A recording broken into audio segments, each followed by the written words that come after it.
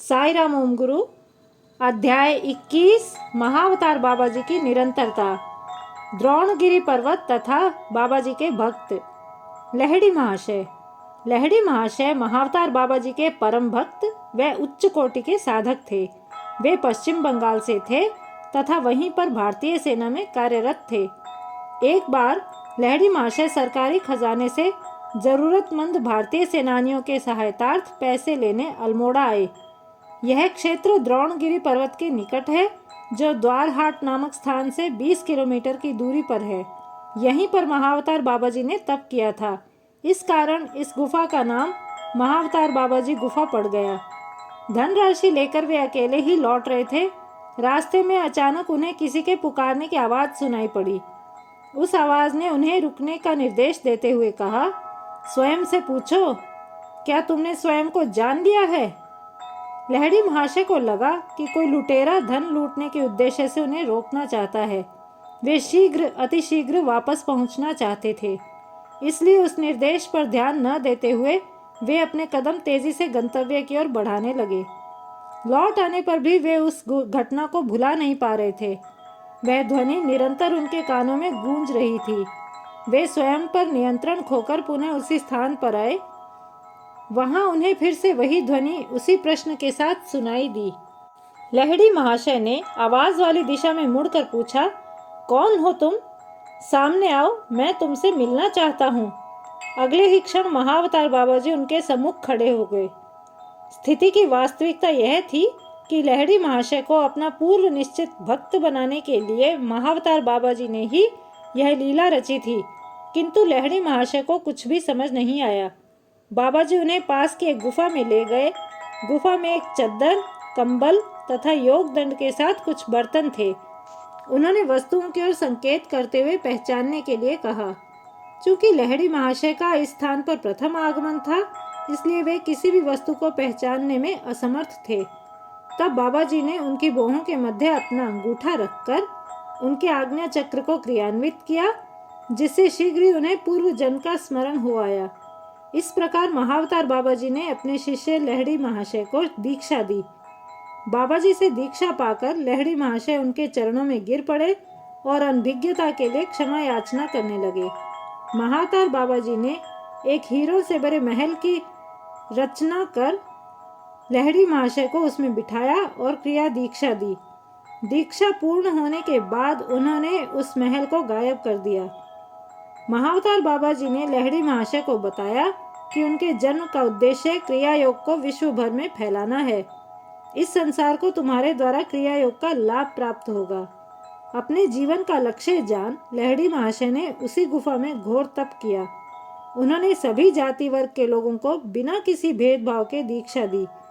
सन 1895 में उन्होंने अपनी भौतिक देह का त्याग किया।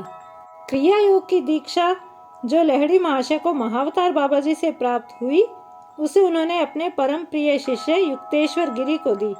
युक्तेश्वर गिरी ने इसे अपने परम श्रद्धालु योगी परमहंस योगानंद को दी। इस प्रकार क्रिया योग की दीक्षा की परंपरा चलती रही, जिससे सदियों से चली आ रही कला का विश्व भर में प्रचार प्रसार हुआ। माना जाता है कि आज भी महाअवतार बाबा जी द्रोणगिरी के द्वारहाट स्थान में रहते हैं। फिल्म अभिनेता रजनीकांत भी उसी गुफा में तपस्या करने जाते हैं। स्वामी श्री युक्तेश्वर गिरी। श्री युक्तेश्वर गिरी भी पश्चिम बंगाल से थे। वे एक महान क्रिया योगी एवं उत्कृष्ट ज्योतिष थे। उनका वास्तविक नाम प्रियनाथ कांडार था।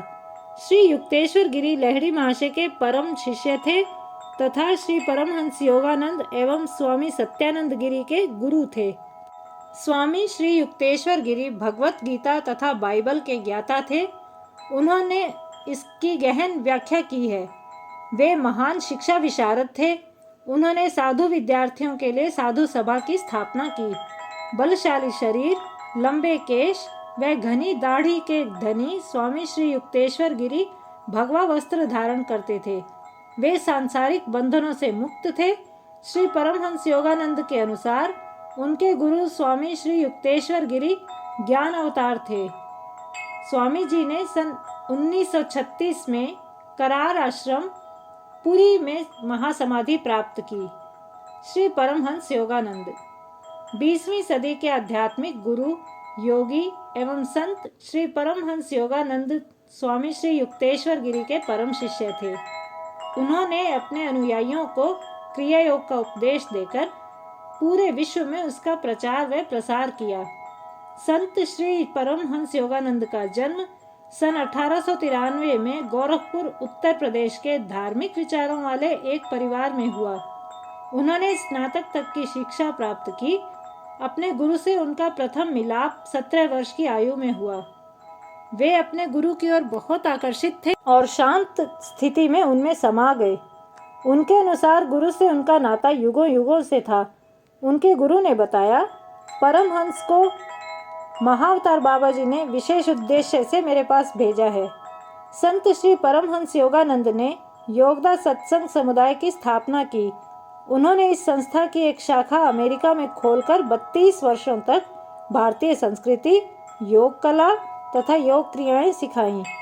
उन्होंने महात्मा गांधी, आनंदमयी माँ आदि को भी योग क्रिया का ज्ञान दिया।